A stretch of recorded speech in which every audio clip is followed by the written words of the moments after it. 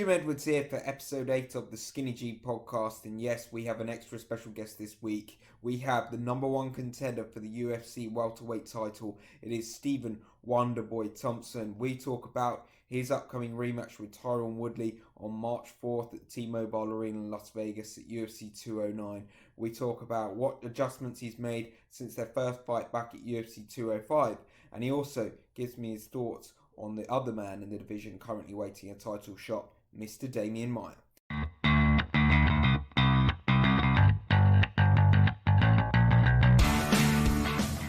How did the rematch come together? When were you first notified by the UFC that you were actually getting your second shot at Tyron? It was actually, I was sent the contract early December and signed it and sent it right back, to be honest with you. I know that they were sending the contracts out. He was talking about fighting me again, I think right after the last fight. And so I was sent the contract in December, sent it right back, and from then on out, I was kind of waiting on him. And did you ever feel the need at all to kind of apply the pressure? Were you getting, I guess, worried that he wouldn't sign it? Well, no. I mean, there was talk there for a little while. He was talking about fighting other fighters such as Conor McGregor and even going up a weight class and fighting Bisping. But he ended up fighting. He ended up signing the contract. Was kind of poking at him a little bit on social media. I posted up a picture of both of our hand raised and my contract with it signed, and said, "I'm just waiting on you, pal." And so maybe it fired him up a little bit, and he ended up signing a contract.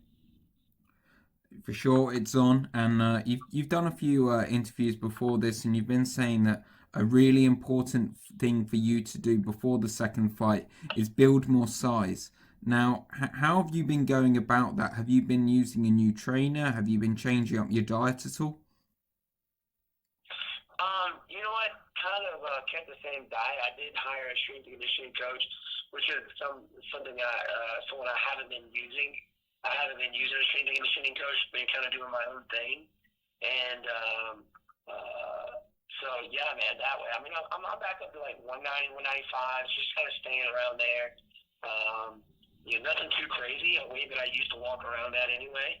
I think my last 3 or 4 fights, I was walking around about 185 because, it was an easier cut for me. But, I've made these bigger cuts before, and something you got to do against a big, strong fighter like Tyron. For sure. And what are you going to be changing up, I guess, when you get in there? Now you've had a full 25 minutes with Tyron. Is there anything you're going to be doing differently, I guess, when you meet in the octagon again? Well, basically just kind of go out there and do something I didn't do last time, and that's just let my hands go, just fight the way I normally fight. I was very hesitant on last fight. Not really sure why. I don't know if it was because of just the big hype of my first title fight or being in Madison Square Garden. I don't know, but I just didn't let my hands go and my feet go. Didn't switch sides and didn't work the angles that I normally do. So you'll be seeing a whole lot of that more in this next fight. Talk to me about the couple of days after the fight. Did you ever feel really bummed out at all? Obviously, we talked a lot before the fight, and you were saying you had vision coming home with the belt. Did it hurt at all that you didn't have that belt with you? Yeah, man. I was obviously disappointed in the way I performed and not bringing that belt back home. But that just fuels me and fires me up to get back out there and do it again for this next fight. I can't leave it up to the judges this time. And what's the perfect redemption? How do you envision yourself getting the job done in a perfect way? Obviously everybody wants a spectacular knockout, and for a title fight, that would be awesome. But I never go out there looking for it. All I visualize is my hand being raised, and that's up around my waist.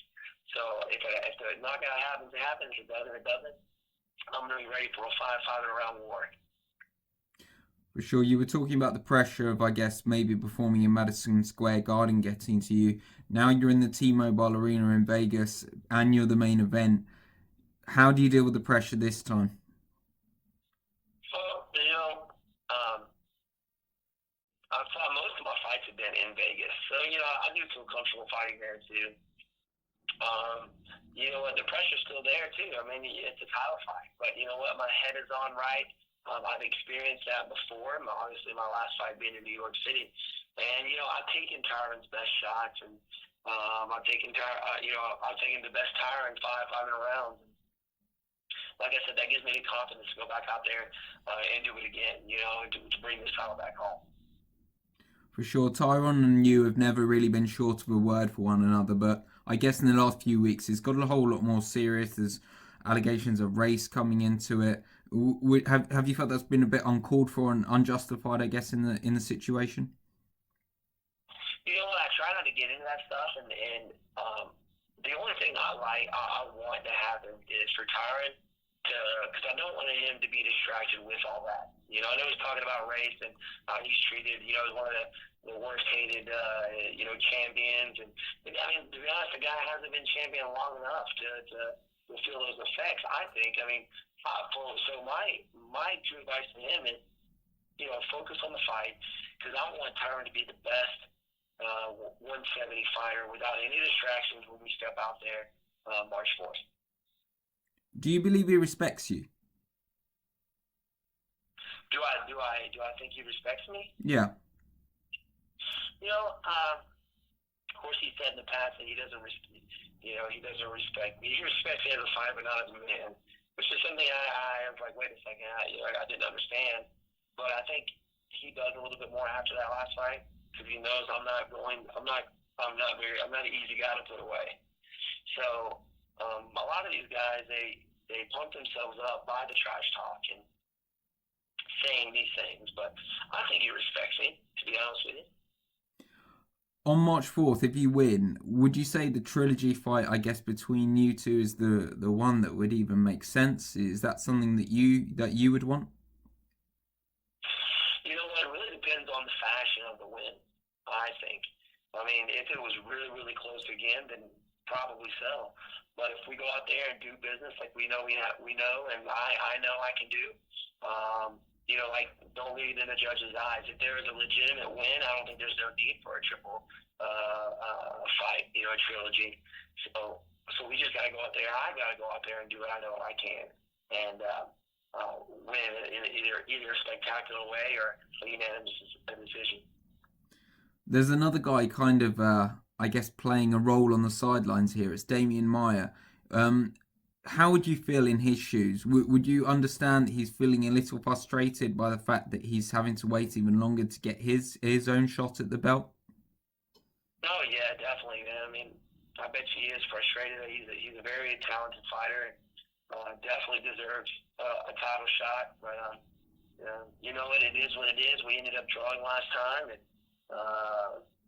we gotta finish this first, and then after that, it's go time, and then he'll probably end up getting a shot.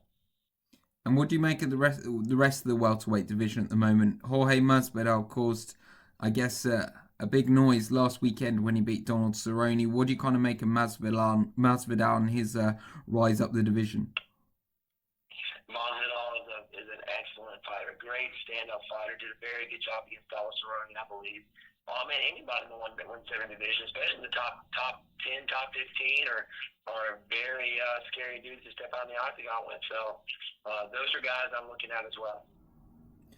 And I always like asking guys this: what's kind of your longer term ambitions in the sport? What do you kind of want to achieve? Because different people have different ambitions. Some people want to make a load of money. Some people want all the belts. But what is it that I guess drives you on? You know what? I just want to be known as one of the best fighters in the UFC, even in the 170 division. But that's not just a great fighter, but a good man too. An example for fighters coming up into the sport, or even kids. I'm the head kids instructor at our family school here in Simpsonville, and I've got 600 kids that are watching every step that I make. So just being a great example for them. Are you going to be bringing a lot of fans up to Vegas on March? Oh, definitely, man. We got a crew of people from Simpsonville, South Carolina, headed up to Vegas, so I'm really excited about that. And just last question, are you still training with Chris? Obviously, he's fighting again at UFC 210 against I believe he's fighting Gegard Mousasi. You guys still training together? Oh, definitely, man. We both train together, and if I've got a fight coming up, if he's got a fight coming up, we normally bring each other out for our camp. So, man, he's a big, major tool in my training camps. And sorry, just one last one, because I know you have a massive fan base. What's kind of the message to them? I guess now you're going to be really getting into the thick of your camp, getting ready for this fight. What's kind of the message for them, and what kind of fight should they be prepared to be watching on March 4th? You know, for all the fans, we wouldn't be doing it without them, but I just want to let them know that I want to go out there and no doubt give it 110% to bring that belt back to Simpson, South Carolina.